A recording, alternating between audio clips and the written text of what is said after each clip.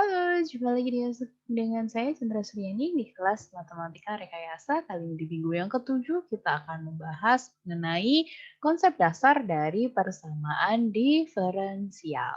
Oke, kita bahas dulu ya. Definisinya dulu nih, kita harus tahu dulu nih ya, persamaan diferensial itu persamaannya seperti apa? Yaitu adalah persamaan yang melibatkan antara variabel-variabel tak bebas dengan derivatif-derivatifnya terhadap variabel-variabel bebas. Berarti ada variabel tak bebas dan kemudian bisa juga diturunkan atau diderivatifkan terhadap variabel-variabel bebasnya. Nah, contohnya pada yang pertama ini kita tahu di sini berarti ada variabel yang tak bebas, yaitu variabel Y yang diturunkan terhadap variabel bebasnya, yaitu X. Berarti di sini bisa kita tentukan bahwa dia variabel bebasnya adalah X, gitu ya. Dan variabel tak bebasnya di sini adalah si Y. Nah, kalau kita melihat yang persamaan yang kedua, kita bisa lihat nih yang variabel bebasnya yang mana, karena yang variabel bebasnya adalah yang X juga dan variabel tak bebasnya adalah si Y. Karena Y aksen sendiri bisa dituliskan juga sebagai dy per dx, yaitu turunannya terhadap variabel bebas ya. Jadi variabel tak bebas diturunkan terhadap variabel bebasnya si X. Nah, itulah adalah persamaan diferensial. Nah, untuk persamaan yang ketiga dan persamaan yang keempat, kira-kira nih menurut kalian variabel bebasnya dan variabel tak bebasnya apa? Ayo, nanti saya tanyakan di kelas ya untuk yang bisa menjawab permasalahan ini. Oke, kita lanjut. Dan jadi persamaan diferensial itu bisa terbagi lagi menjadi dua, yaitu persamaan diferensial biasa atau kalau di dalam engineering math-nya dikatakan sebagai ordinary differential equation (ODE) gitu ya. Tapi kalau dalam bahasa Indonesia kita mengenalnya PDB atau persamaan diferensial biasa.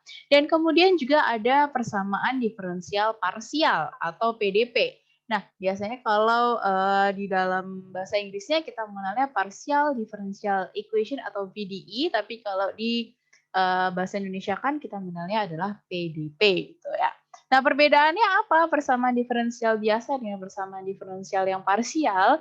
Kalau yang persamaan diferensial biasa itu adalah persamaan diferensial yang variabel bebasnya itu cuma satu, entah itu X, entah itu Y gitu ya, entah itu R, entah itu T gitu, tapi variabel bebasnya dia cuma satu. Nah, jika Y dalam kurung X itu adalah suatu fungsi, satu variabel, maka yang di dalamnya ini ya, yang menjadi dalamnya ini kalau jadi Y adalah fungsinya X gitu ya, berarti si X ini adalah merupakan variabel bebasnya dan Y yang di sini disebut sebagai variabel tak bebasnya gitu ya, yang tak bebas, yang ini variabel bebasnya. Nah, itu kalau PDB. Kalau BDB dia cuma punya satu variabel bebas gitu ya. Nah, kemudian kalau dia persamaan yang diferensial parsial, jadi diturunkan secara parsial ya, bukan secara utuh. Dia persamaan diferensial parsial itu mempunyai dua atau lebih variabel bebas. Jadi variabel bebasnya nggak cuma si X.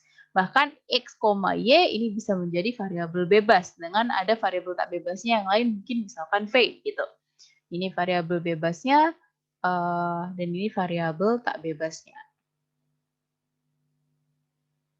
Dan sama, persamaan diferensial berarti nanti akan ada dv per dx, dan ada satu lagi dv per dy. Jadi dia diturunkan pada dua variabel bebas. Oleh karena itu dia biasanya ini akan menjadi persamaan diferensial parsial. Nah, tapi kalau persamaan diferensial parsial dia tidak dituliskan terhadap d diferensial ya. Dia dituliskannya seperti d melengkung seperti ini. Ini diferensial parsial. Ini menandakan dia diferensial parsial gitu ya. Nah, buat kalian yang belajar termodinamika sering banget dong. Kalian tahu dong persamaan termodinamika bahwa kita punya yang namanya CV ya.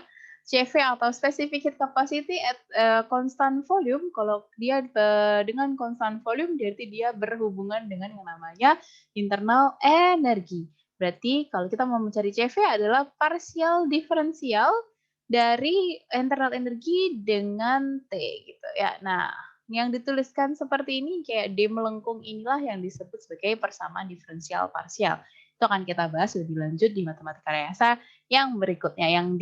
Mungkin setelah UTS akan kita bahas ini lebih dalam lagi ya. Ini baru saya kenalkan dulu aja kira-kira persamaan diferensial itu yang seperti apa gitu ya. Oke, nah sekarang kalau kita punya 4 persamaan ini, yang mana yang kira-kira dia persamaan diferensial biasa dan mana yang persamaan diferensial parsial? Kalau menurut kalian. Berarti untuk menjawab ini kalian bisa kembali lagi ke yang, pertama tadi. Nah ini, berarti kalau kalian tahu variabel bebasnya dari 3 dan 4 dan variabel tak bebasnya dari nomor 3 dan nomor 4, ini berarti kalian akan bisa melihat nih, kira-kira berarti mana yang persamaan diferensial biasa dan mana yang persamaan diferensial parsial. Tapi sekali dilihat sebenarnya bisa ya kelihatan bahwa ada satu persamaan yang equation-nya itu dituliskan dengan apa ya, notasi yang berbeda, bukan D ya, menggunakan D tapi menggunakan D yang melengkung gitu ya. Kita sudah bisa tahu bahwa ini persamaan diferensial parsial. Berarti di nomor 4 akan ada 2 variabel tak bebas dan apa itu? Silahkan kalian jawab di kelas ya. Oke. Oke, kita lanjut. Nah, di dalam persamaan diferensial itu kita akan mengenal orde dan derajatnya. Jadi kita bisa mengenal PDB orde 1, PDB orde 2 gitu. Nah, gimana sih cara menentukan orde atau sama derajatnya gitu? Bahwa orde itu ditentukan dari turunan tertinggi di dalam persamaan tersebut. Jadi kalau ada D per DX, D2X per DY, atau D pangkat 3X per DY, nah turunan yang paling tinggi itu turunan ke berapa gitu ya. Jadi kalau kita punya DX, DY, misalkan kita punya adalah DY per DX, berarti ini turunan pertama gitu ya. Kalau kita punya turunan kedua D kuadrat Y per DX, turunan ketiga, dan seterusnya seperti itu. Nah, kita lihat nih turunan yang tertinggi ada yang di mana? Pangkatnya yang di mana nih? Ini adalah orde kita. Jadi kalau misalkan yang ini kan yang diturunkan DY per DX ya, berarti DY-nya turunan yang tertingginya hanya pangkat 1. Oleh karena itu dia orde 1. Dia adalah PDB orde 1. Nah, derajat gitu, derajat ini ditentukan oleh derajat dari orde tertinggi. Derajat dari orde tertinggi. Jadi kalau di sini ini PDB orde 1 dan kemudian derajatnya juga 1, tapi kita lihat yang di sini ini berarti derajat orde 2 ya, karena dia turunan tertingginya itu 2, dia orde 2, dan kemudian derajatnya berarti juga 1 ini ya, nggak ada pangkat di sini. Nah, kalau yang ini kita lihat berarti di sini adalah turunan yang ini ada turunan juga. Turunan yang paling tinggi adalah tertinggi 3 ya, turunan ketiga. Berarti dia adalah PDB orde ketiga gitu. Nah, kemudian yang di sini kita tahu bahwa ini Y double aksen itu sama dengan D kuadrat Y per DX ya. Kalau Y aksen adalah DY per DX. Berarti orde yang tertinggi itu adalah orde 2 ya, berarti dia PDB orde 2 karena turunan tertingginya adalah turunan kedua gitu. Nah, derajatnya ditentukan dari orde tertinggi karena orde tertingginya adalah 2, berarti kita harus lihat derajat yang ada di sini. Ini pangkatnya ada pangkat 3, berarti dia derajat 3. Berarti dalam equation yang terakhir ini adalah sebuah persamaan diferensial biasa. Dia orde 2 gitu ya, di orde 2 karena dia turunan yang tertinggi adalah turunan yang kedua dan kemudian derajatnya 3 karena pada turunan yang kedua ini dia punya pangkat 3, maka itu adalah derajatnya. Baik, itu adalah orde dan derajat dari persamaan diferensial.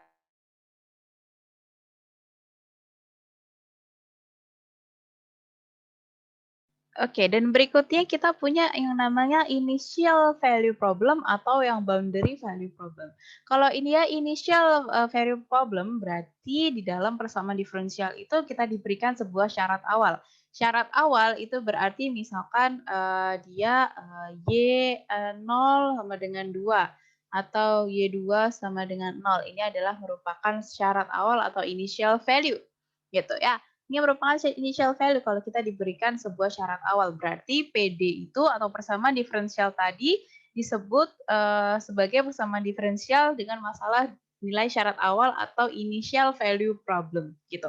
Tapi kalau syarat yang diberikan ke sebuah persamaan diferensial itu ada 2, misalkan Y1 sama dengan 0, Y2 sama dengan 1, misalkan kayak gini ya. Jadi syarat awal yang diberikan adalah 2, bukan hanya satu saja, berarti dia itu merupakan disebut sebagai persamaan diferensial dengan permasalahan atau problemnya syarat batas atau yang disebut sebagai boundary value problem. Itu perbedaannya ya antara initial value problem dengan boundary value problem. Nah, misalkan kayak gini nih, kalau misalkan kita punya persamaan 4Y double aksen plus 23Y aksen, itu sama dengan E pangkat X, dan di mana kita diberikan syarat awalnya adalah dx nilai X sama dengan 2. Kalau Y2 sama dengan 1 dan Y2 sama dengan 5, gitu, berarti ini adalah sebuah persamaan diferensial yang dengan masalah nilai awal ya, atau kita sebut sebagai initial value problem. Nah, lain halnya dengan yang kemudian di bawahnya ini. Dia memberikan syaratnya ada di saat X sama dengan 1 dan saat X sama dengan 2. Dia punya dua syarat, oleh karena itu dia ini adalah persamaan diferensial dengan masalah nilai batas, atau dalam bahasa Inggrisnya kita sebut ya sebagai boundary value problem. Gitu. Oke. Dan kemudian kita ada beberapa, kalau kita mempunyai persamaan diferensial biasa, kita berarti harus mencari sebuah solusi dari dari persamaan tersebut gitu ya. Kalau seperti persamaan nonlinier kemarin atau persamaan linier, kita juga pasti mencari solusi dari sebuah persamaan. Sama, kalau kita punya persamaan diferensial itu ya, kita pasti akan harus mencari sebuah solusinya untuk menemukan nilainya berapa gitu dari persamaan tersebut. Nah, solusinya dari persamaan diferensial biasa itu ada banyak jenisnya. Jadi yang pertama bisa dibagi menjadi solusi yang eksplisit dan solusi yang dalam bentuk implisit. Kalau solusi yang dalam bentuknya eksplisit berarti dia variabel tak bebasnya itu dapat dibedakan dengan jelas. Misalkan kalau kalian dituliskannya dalam bentuk Y sama dengan sebuah fungsi X, berarti ini akan kelihatan dengan jelas variabel tak bebasnya ini, variabel bebasnya X. Dia akan terpisah secara jelas gitu ya. Tapi kalau solusi persamaan diferensial yang berbentuk eksplisit, dia tidak dapat dibedakan dengan jelas kira-kira yang variabel tak bebasnya yang mana. Nah, karena dia dituliskan dalam bentuk fungsi dari X, Y gitu. Jadi dia dituliskan dalam bentuk fungsi X, Y, bukan Y sama dengan something. Y sama dengan fungsi X, bukan. Tapi dia fungsi X, Y sama dengan berapa gitu. Nah, berarti kalau dua hal ini, kalau kita punya si A, persamaan A sama persamaan si B, berarti solusi persamaan diferensial disebut solusi persamaan diferensial bentuk eksplisit adalah A atau B? Yang A ya, karena dituliskan dalam bentuk Y sama dengan fungsi X, yaitu X pangkat 3 plus 4. Berarti ini adalah eksplisit gitu.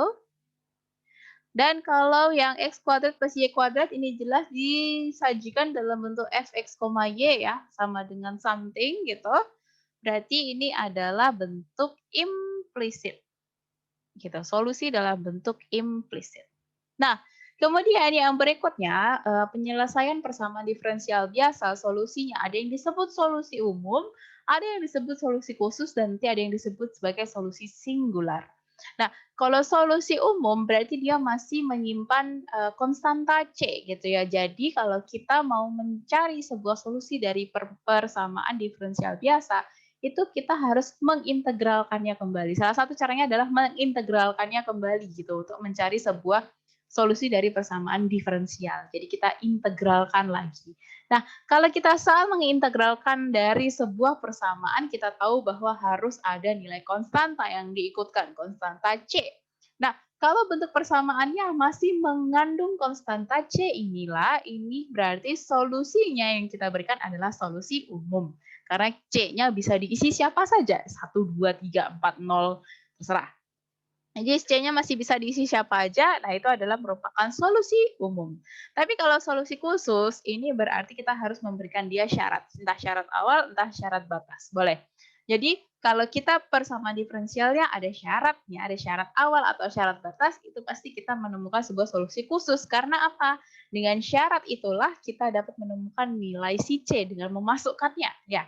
Jadi misalkan dy per dx sama dengan 3x kuadrat dengan syaratnya x0 sama dengan 4. Nah, penyelesaian khususnya adalah X3 berarti kalau misalkan kita mencari ini ya, dy per dx sama dengan 3x kuadrat. Kalau kita mau mencari nanti solusinya dari PDB, itu berarti kita harus mengelompokkan yang y sama y, yang x sama yang x. Jangan dicampur-campur gitu ya. Berarti dy sama dengan 3x kuadrat dx gitu ya. Berarti kalau ini diintegralkan, dy diintegralkan adalah y, 3x kuadrat diintegralkan itu hasilnya adalah x pangkat 3. Jangan lupa ada konstanta di sini.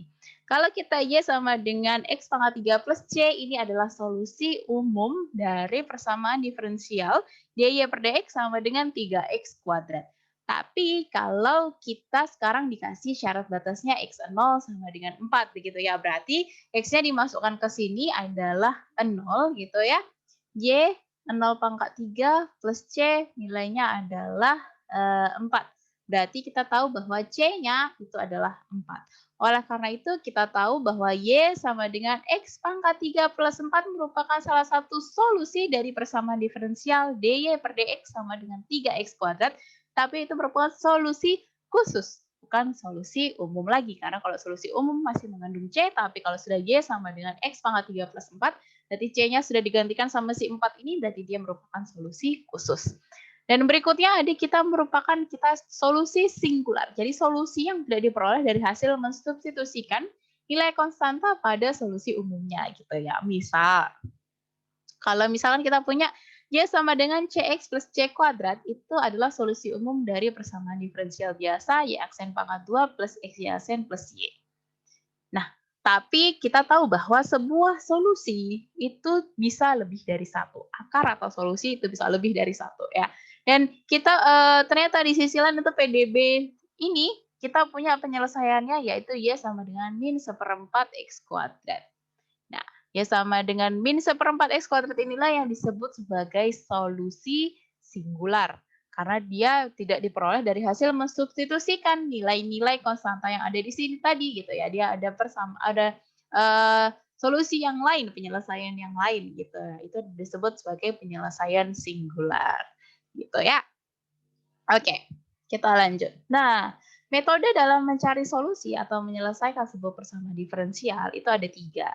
Jadi kita bisa menggunakan metode analitik. Kalau metode analitik berarti kita itu akan menghasilkan 2 macam solusi persamaan diferensial, yaitu solusi eksplisit dan solusi yang implisit gitu ya. Nah, kenapa metode analitik ini jarang digunakan? Karena mereka memerlukan analisis yang cukup rumit. Jadi kalian harus kuat tadi metode analitik itu kan berarti kalian harus kuat sebenarnya di hitungan gitu ya. Kuat di hitungan, untuk menurunkan, mengintegralkan dan lain sebagainya. Dan kemudian ada metode kualitatif. Nah, kalau solusinya dari persamaan diferensial ini dengan metode kualitatif itu didapatkan dengan memperkirakan atau mendapatkan perkiraan ya pada pengamatan pola medan gradien gitu. Nah, berarti kalau metodenya kualitatif itu kita gambarkan secara geometris dan kita melihat solusi dari persamaan diferensial biasa ini gitu ya. Nah, walaupun metode ini kita dapat memberikan pemahaman kelakuan yang solusi, tapi fungsi aslinya itu nggak diketahui gitu. Nah, metode ini tidak bisa digunakan untuk kasus yang lebih kompleks karena kita belum tahu nih fungsi aslinya karena dia kita hanya melihat dari gambaran secara geometrisnya kira-kira penyelesaian PDB ini seperti apa solusinya. Dan berikutnya ada yang nanti metode numerik. Kita kan bahas ini lebih lanjut seperti apa metode numerik itu contohnya kayak gimana dan lain sebagainya. Kita akan banyak sekali itu nanti di belakang setelah UTS kita akan bahas tuntas tentang persamaan diferensial gitu ya. Dan dalam metode numerik kayak kemarin tuh, kalau kemarin di dalam persamaan nonlinear kita mengenal metode bagi dua, kemudian ada metode Newton-Raphson, ada metode second. Nah, itulah metode-metode itu kita metode numerik ya. Numerik berarti kita menghampiri gitu kan ya, menghampiri gitu. Berarti solusinya adalah hampiran atau aproksimasi atau pendekatan. Jadi tidak tepat pada di situnya, tapi hampir mendekati akar yang sebenarnya gitu kan kalau metode numerik. Nah, dan dengan bantuan program komputer gitu ya, metode numerik itu dapat menyelesaikan yang sederhana sampai yang kompleks karena dia, ini bisa dihampiri dengan, pakai komputer ya atau program komputer misalkan MATLAB. Kemarin kita yang sudah gunakan adalah menggunakan Excel gitu ya. Untuk metode numeriknya kita sudah coba menggunakan Excel gitu, kita hampiri akar yang sebenarnya gitu, kita menggunakan, metode hampiran kalau kita pakai metode yang numerik gitu ya. Oke, dan kalau kita punya salah satu solusi gitu ya, atau mungkin Y sama dengan Fx itu disebutkan sebagai sebuah solusi dari persamaan diferensial biasa something gitu. Nah, bagaimana kita membuktikan bahwa dia memang adalah salah satu solusi dari persamaan diferensial biasa tersebut? Jadi karena untuk kita kan tadi untuk mendapatkan solusi itu kita mengintegralkan kan ya. Nah, kalau untuk membuktikan dia sebuah solusi dari sebuah persamaan diferensial biasa, maka silahkan kalian mendiferensialkan balik. Jadi turunan pertama gitu ya, turunan pertama dari ini itu dy per dx pada x, berarti turunan pertamanya adalah 3x kuadrat plus a ya, betul?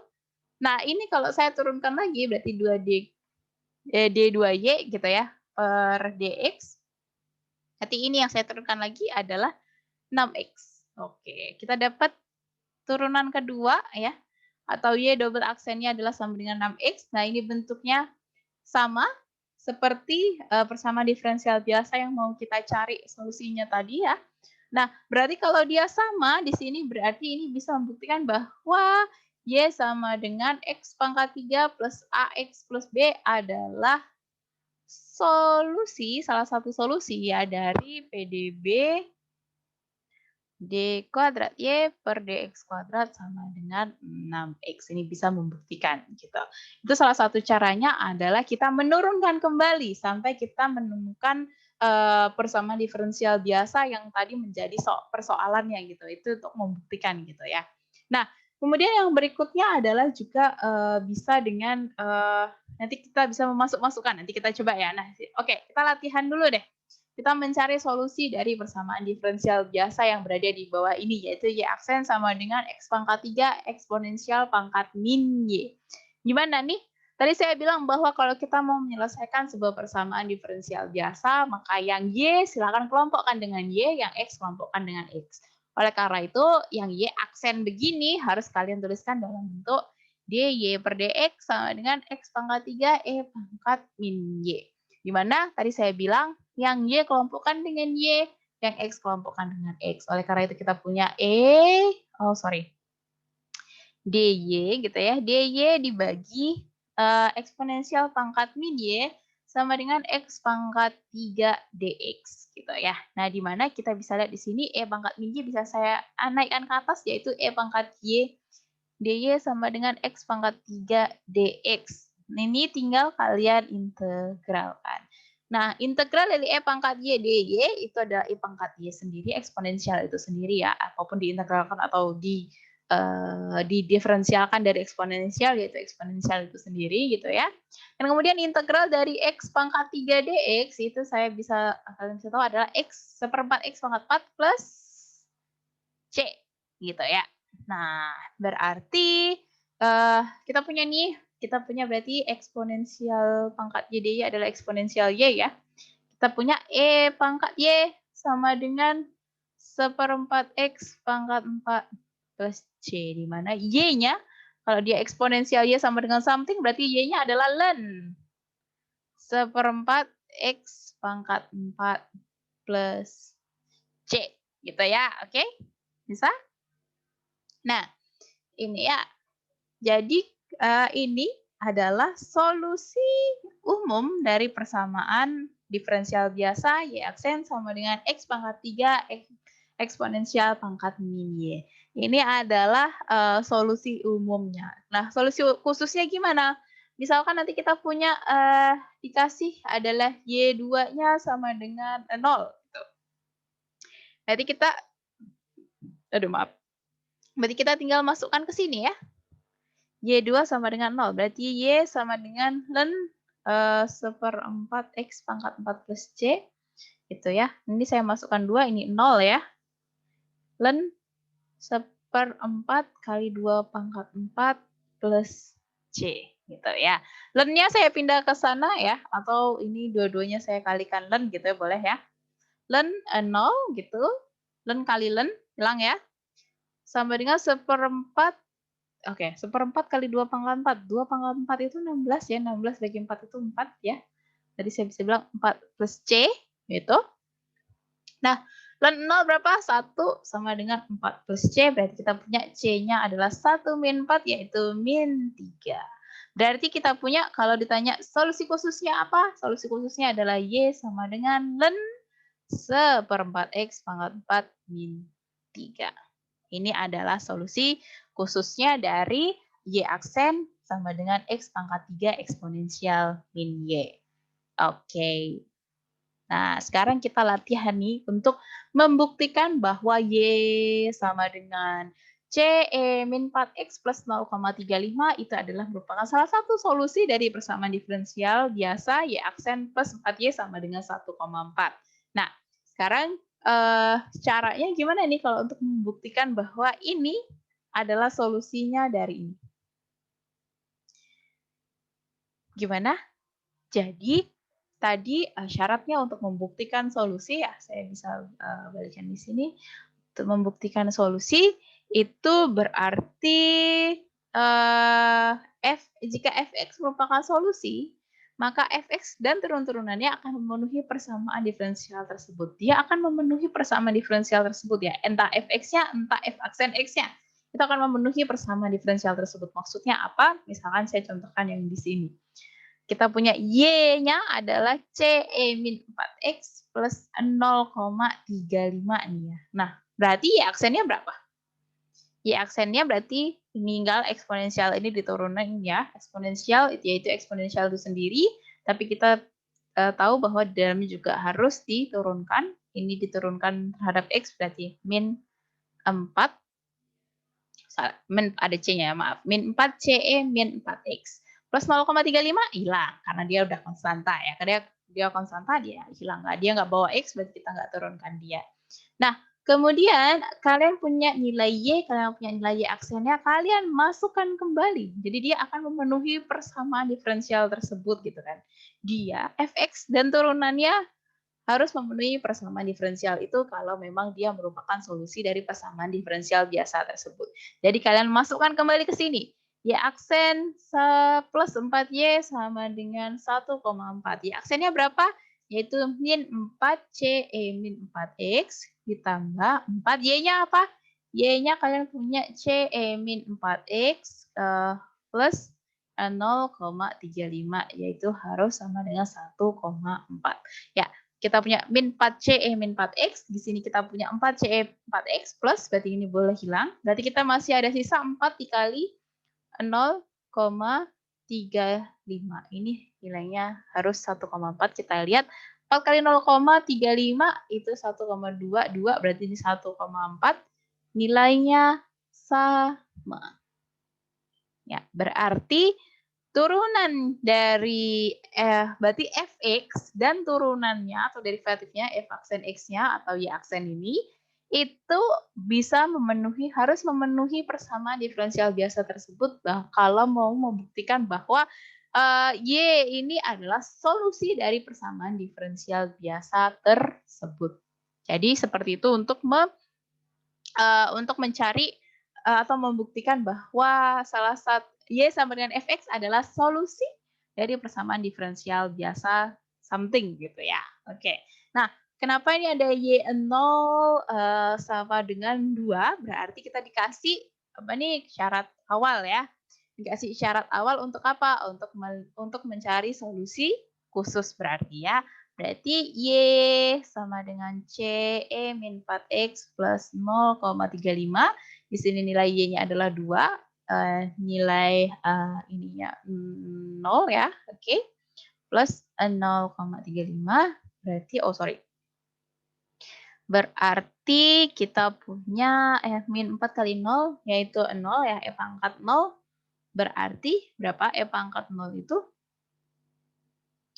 E pangkat 0 berarti kita punya, oke, berarti E pangkat 0 ya, berarti E pangkat 0 1, berarti C kali 1, C plus 0,35. Berarti kita punya di sini berarti saya terus ya. C-nya adalah 2 dikurangin 0,35 which is itu adalah 1,65 ya. Berarti persamaan solusi umumnya solusi khususnya dari persamaan diferensial biasa ini adalah Y sama dengan 1,65 eksponensial min 4X plus 0,35 ini adalah solusi khusus dan ini adalah solusi umum gitu. Dan membuktikannya adalah ini tadi sudah kita buktikan bahwa dia merupakan solusi dari Y aksen plus 4Y sama dengan 1,4. Oke, itulah perkenalan dulu ya tentang persamaan diferensial biasa dan bagaimana kita nanti bisa pakai metode-metode yang berbeda gitu ya untuk menyelesaikan sebuah persamaan diferensial biasa. Kita juga nanti akan kenal persamaan diferensial parsial dan mencari solusi-solusinya pakai metode numerik, analitik gitu ya. Nanti kita akan coba. Dan akan kita bahas lebih lanjut setelah UTS. Oke, selamat UTS semuanya dan semoga sukses. Ketemu lagi di minggu ke-9. See you.